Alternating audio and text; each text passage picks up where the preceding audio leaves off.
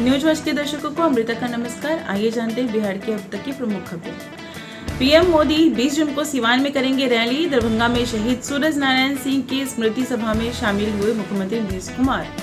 राहुल गांधी का कल बिहार दौरा, राजगीर में करेंगे सम्मेलन। दशरथ मांझी के गांव का भी करेंगे दौरा। मंत्री पद छोड़े, दिल्ली और पटना दोनों जगह पैर नहीं रखे। चिराग पासवान के विधानसभा चुनाव लड़ने पर बोले प्रशांत किशोर। मुजफ्फरपुर रेप केस के आरोपी मुकेश राय ने किया सरेंडर, पुलिस ने किया गिरफ्तार। मुजफ्फरपुर रेप कांड के आरोपी के घर की हुई कुर्की, परिवार द्वारा संचालित दावे पर चला बुलडोजर। क्रांति दिवस पर बोले उप मुख्यमंत्री सम्राट चौधरी। जेपी के सपनों से लालू ने किया विश्वासघात, सत्ता के लिए भूले आदर्श। जेपी की राह पर एनडीए।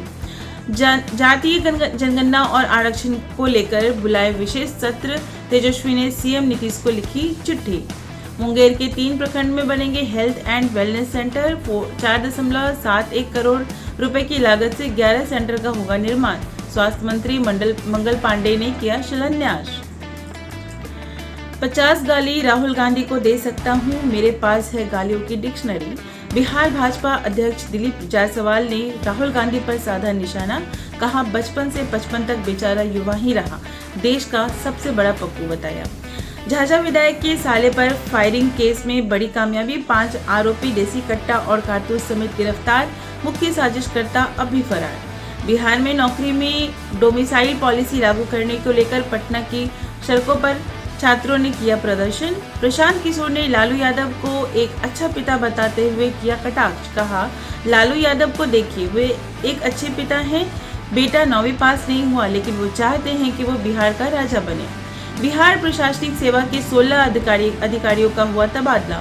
बिहार के 27 जिलों में सरकारी वकील और 28 जिलों में हुई लोक अभियोजकों की तैनाती। पटना में साइबर ठगों ने डॉक्टर दंपति को 12 दिनों तक किया डिजिटल अरेस्ट, ठग लिए 2 करोड़ रुपए। मुंगेर में स्वास्थ्य मंत्री का आशा कार्यकर्ताओं ने किया घेराव। महिला नेता ने पुलिसकर्मी पर लगाया हाथ उठाने का आरोप। मधुबनी रेलवे स्टेशन को आधुनिक और आकर्षक रूप देने के लिए भारतीय रेलवे में 20 करोड़ रुपए की परियोजना को दी मंजूरी। बिहार रेजिमेंट के 547 अग्निवीरों का 5वां बैच सेना में शामिल। बिहार रेजिमेंटल सेंटर नानापुर में दिलाई गई शपथ। कटिहार में लोक शिकायत पदाधिकारी श्वेता मिश्रा के ठिकानों पर एसवीओ की छापेमारी के दौरान सूचना प्रौद्योगिकी मंत्री की गाड़ी मौके पर देखी गई। मीडिया की नजर पड़ते ही ड्राइवर स्कॉर्पियो लेकर हुआ गायब। सहरसा के सौर बाजार में कार की टक्कर से दंपति की मौत। कार ड्राइवर पति को 20 किलोमीटर तक घसीटता ले गया, फिर शव को बोरे में बांधकर जमीन में गाड़ दिया। बांका में महायज्ञ देखने जा रही 4 बच्चियां नदी में डूबी।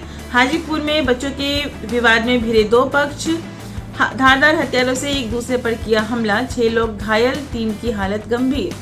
पटना में जेपी सेतु पर कार और पिकअप वैन की टक्कर के बाद लगी भीषण आग, दोनों ही गाड़ियां जलकर हुई खाक। बगहा में आरजेडी नेता ने बेटे ने बुजुर्ग मां को मारपीट कर घर से निकाला, संपत्ति हड़पने की साजिश।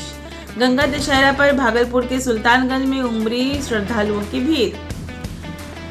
वैशाली में शादी से लौट रही कार और ट्रक में भीषण टक्कर, 2 भारतीयों की मौत, 4 गंभीर रूप से जख्मी। जहानाबाद में कुदाल से काटकर पत्नी की हत्या, पति गिरफ्तार।